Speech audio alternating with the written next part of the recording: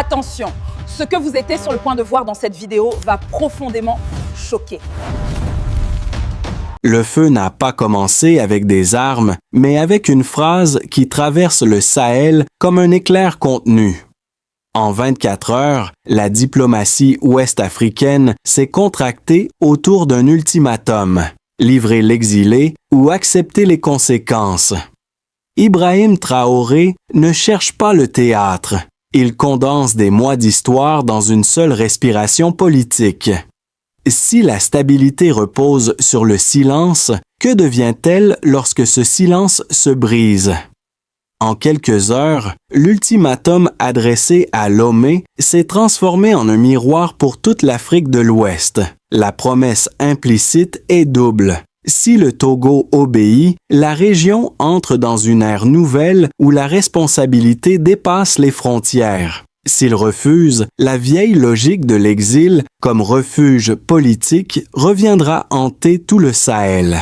Derrière chaque ligne de cette exigence, on lit la fatigue des peuples, l'attente d'une cohérence entre les mots et les actes.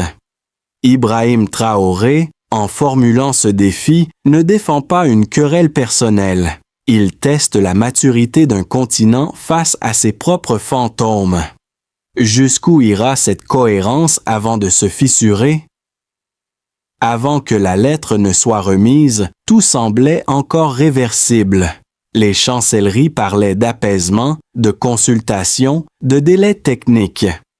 Mais lorsque le document a franchi la frontière, quelque chose s'est figé. La patience diplomatique venait d'atteindre sa limite. Cet instant, Ibrahim Traoré l'avait préparé avec une minutie silencieuse. Stabiliser son pays, rallier l'opinion, verrouiller les alliances. L'ultimatum n'est pas une colère, c'est une séquence calculée, la compression de mois d'attente en une décision sans retour. Pour le Togo, la formule est brutale. Remettez le traître ou assumez les conséquences. Rien d'ambigu, rien d'ornemental. Ce ton tranche avec l'habitude régionale où la neutralité se déguise en prudence. Depuis des décennies, les transitions s'achèvent dans la brume. Les responsables déchus se réfugient ailleurs et le temps dilue la faute. Traoré brise cette inertie. Il affirme que l'exil ne peut plus servir de refuge moral. Ce qui se joue dépasse donc les deux capitales. C'est une épreuve de souveraineté collective. L'Afrique peut-elle discipliner son passé sans imploser? L'ultimatum expose un paradoxe. Il prétend préserver la stabilité, mais pour y parvenir, il doit d'abord créer la tension. Dans cette tension, chaque heure de silence devient un message, chaque mot un acte. Le compte à rebours, désormais, ne se mesure plus en jours, mais en cohérence. Dans les couloirs feutrés des ministères, on murmure que personne n'avait anticipé une telle frontalité. Le geste d'Ibrahim Traoré a surpris jusqu'aux diplomates les plus aguerris. Il n'a pas cherché le consensus, il a cherché la clarté. À Ouagadougou, les conseillers racontent un chef absorbé par le détail, la date, l'heure, la formulation exacte. Rien n'a été laissé au hasard. L'ultimatum, selon eux, n'était pas une provocation, mais une pédagogie du réel. Forcer la région à regarder ce qu'elle évite depuis trop longtemps. Dans la rue, la perception diffère, mais converge. Enfin, quelqu'un parle comme nous vivons, dit un étudiant. Ce n'est plus un discours militaire, mais un miroir social. Chaque mot prononcé trouve un écho dans la lassitude des jeunes, dans la colère des déplacés, dans la fatigue des soldats. Cette synchronie entre la voix du pouvoir et celle du peuple donne à l'acte une profondeur inattendue. L'impact immédiat est perceptible. Les chancelleries se replient, les analystes étrangers hésitent sur le ton, et le Togo découvre qu'un silence peut peser plus qu'un refus. Si le Sahel a longtemps souffert d'excès de prudence, cet instant le force à respirer autrement. Peut-être fallait-il ce risque pour que la région apprenne à se dire sans détour. Tout a commencé par une enveloppe scellée remise sans protocole à la chancellerie togolaise. En quelques lignes, le message d'Ibrahim Traoré transformait la routine diplomatique en une scène de vérité. Remettez Paul-Henri Sandaogo Damiba ou assumez. Pas d'adjectif, pas de rhétorique. L'acte sec a ouvert une cascade d'événements. Dans les heures qui ont suivi, les communiqués se sont enchaînés. D'abord l'étonnement, puis la prudence, enfin le mutisme. Lomé n'a pas répondu, préférant évaluer la situation. À Ouagadougou, le ton est resté calme mais ferme. Le temps de la complaisance est clos. Cette formule, reprise en boucle sur les radios, a suffi pour électriser l'opinion. Dans les marchés, dans les garnisons, le nom de Damiba est revenu comme un écho mal éteint. L'onde s'est étendue au-delà des frontières. Au Mali, des officiers proches du pouvoir ont salué une mise au point nécessaire. Au Niger, les observateurs ont perçu une fissure dans l'ordre régional. Si un État ose rompre le tabou de l'exil, d'autres pourraient suivre. Même les chancelleries européennes ont compris qu'il ne s'agissait plus d'un simple différend bilatéral, mais d'une redéfinition du protocole implicite entre l'Afrique et ses propres fautes. Pour Ibrahim Traoré, le moment était calculé. Il savait que le moindre délai affaiblirait l'impact. Chaque étape de cette séquence, consolidation interne, légitimité populaire, verrouillage militaire, avait préparé l'instant où le mot ultimatum deviendrait inévitable. Ce n'était pas une explosion, c'était une condensation. Au point culminant, les chancelleries ont compris que l'Afrique de l'Ouest venait d'entrer dans un temps nouveau, celui où une phrase peut brûler plus fort qu'une guerre. Le déclin de la diplomatie de façade commençait ici, sous le sceau d'un document de 3 paragraphes. Les chiffres, à première vue, semblent froids. Pourtant, ils dessinent la carte d'une pression calculée. Depuis 6 mois, le Burkina Faso a réduit de 37% les incursions armées dans ses zones frontalières, un prérequis essentiel avant toute démonstration d'autorité régionale. Le gouvernement de transition, sous Ibrahim Traoré, a consolidé sa légitimité interne avec un taux d'adhésion civique estimé à près de 64%, selon les observateurs locaux.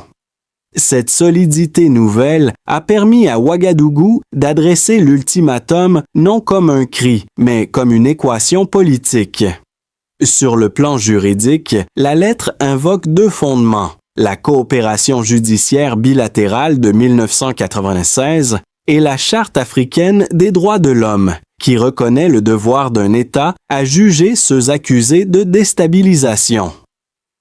L'argument, ciselé, ne laisse guère de place à l'interprétation.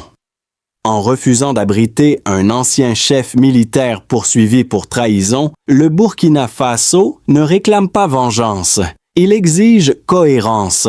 Et dans cette exigence, chaque mot devient une donnée, chaque silence une variable. Le delta entre l'ancien système et le nouveau se mesure déjà. Là où la région s'enlisait dans la complaisance, une discipline nouvelle s'impose. Les diplomates notent une baisse de 15% des délais moyens de réponse dans les échanges interétatiques depuis la crise. Derrière ce chiffre discret se cache un tournant culturel. La lenteur n'est plus un signe de sagesse, mais d'impuissance. Ibrahim Traoré, en introduisant cette métrique du temps, redéfinit le langage même de la diplomatie ouest-africaine. Cette rationalisation, pourtant, a son prix.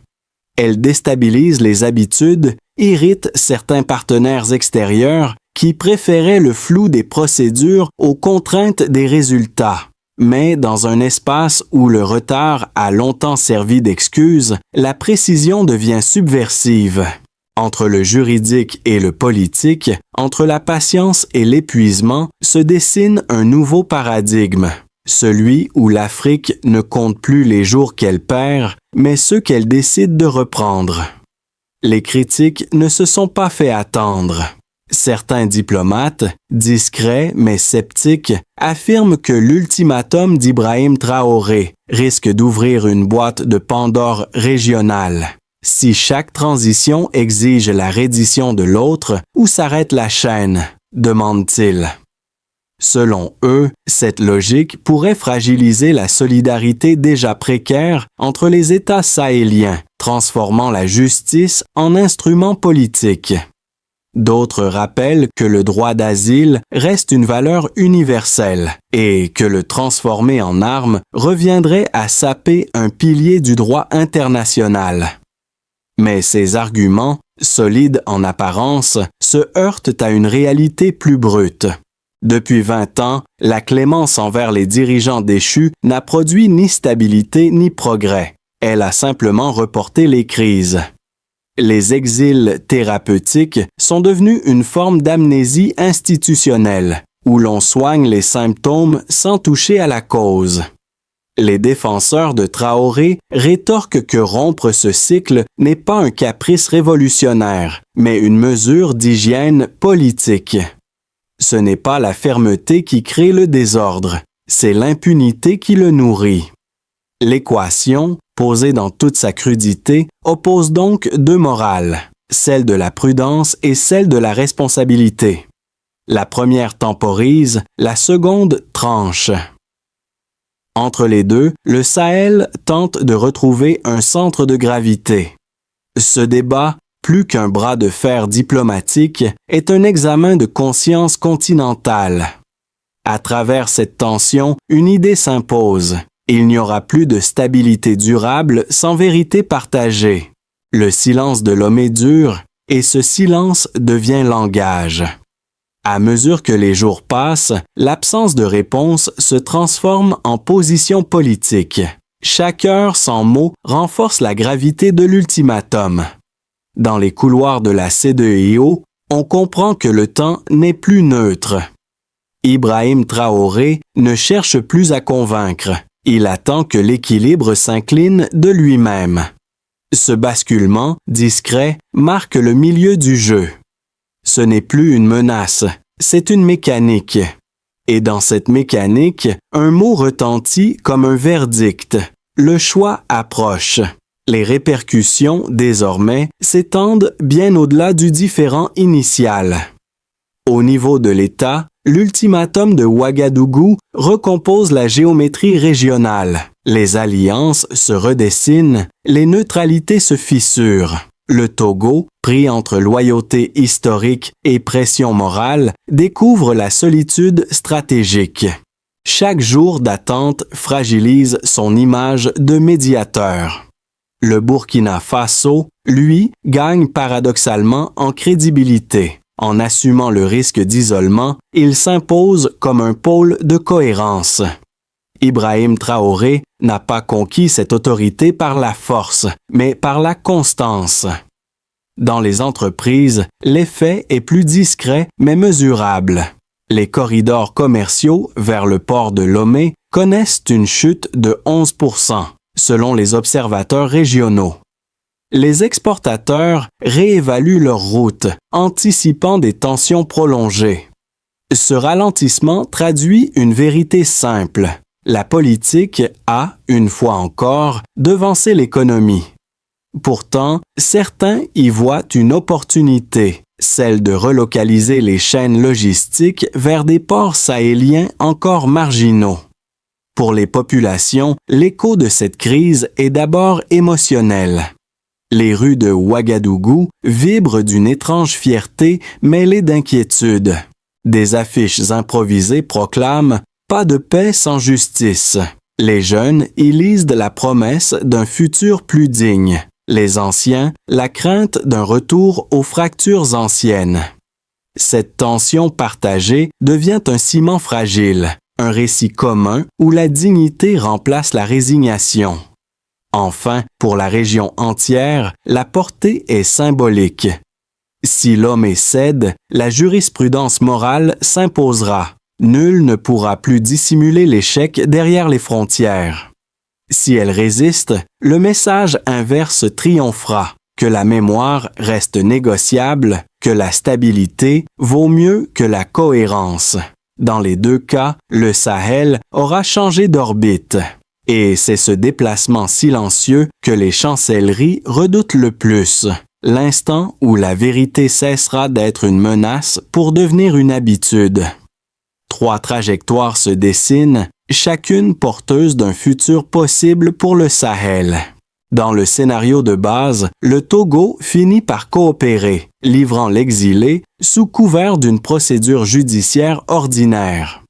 Cette option, prudente, apaise momentanément les tensions et évite la fracture ouverte. Les partenaires régionaux y verraient un retour au droit, mais un droit redéfini par la fermeté de Ouagadougou. Ibrahim Traoré y gagnerait un précédent, la preuve qu'une transition peut imposer la responsabilité sans recourir à la force. Alors, qu'avez-vous pensé de cette révélation choquante sur l'Afrique? Dites-le moi dans les commentaires juste en dessous. Aimez la vidéo si elle vous a